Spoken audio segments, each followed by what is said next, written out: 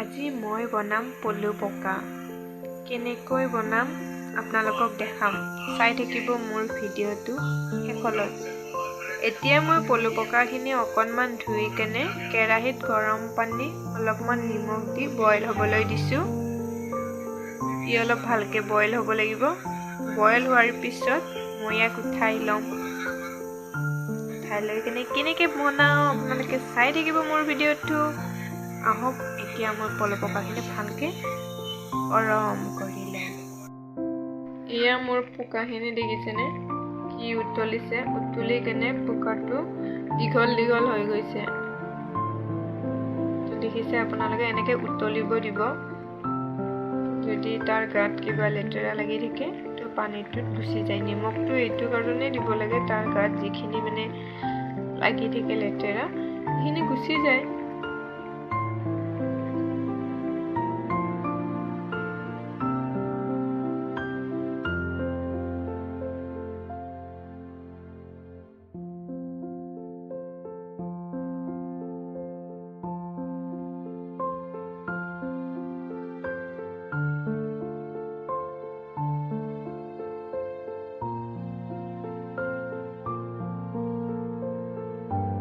গৰম হৈ গ'ল। এতিয়া মই ইয়াতে দি দিম পিঁয়াজ জলকীয়াখিনি।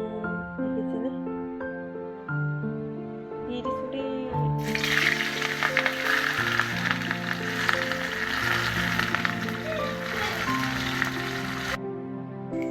এয়া দেখিছে পিঁয়াজ জলকীয়াখিনি অলপ মই ভাজি ল'ম।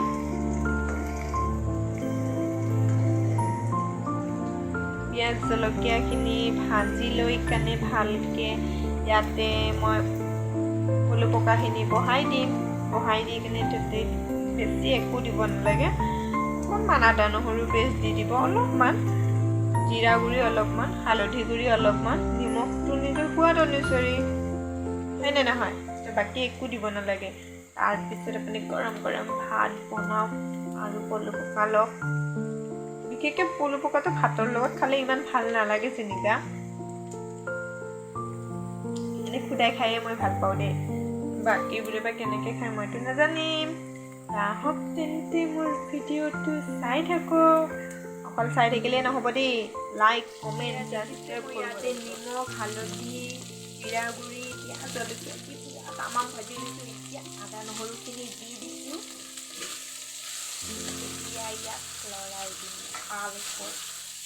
গোন্ধটো যে ইমান ধুনীয়া আহিছে ন, একদম নক'ব আৰু। মোৰে খাওঁ খাওঁ লাগি গৈছে, আপোনালোকৰ বা কি নাজানো আৰু।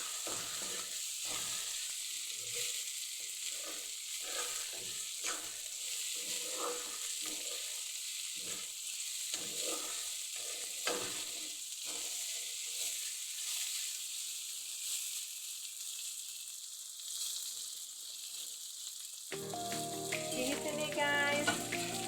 ইয়াক মই অকণমান খাই মেলি মোৰ পলু পকাখিনি হৈ গ'ল। দেখিছে আপোনালোকে? দেখিব খুব ধুনীয়া হৈছে।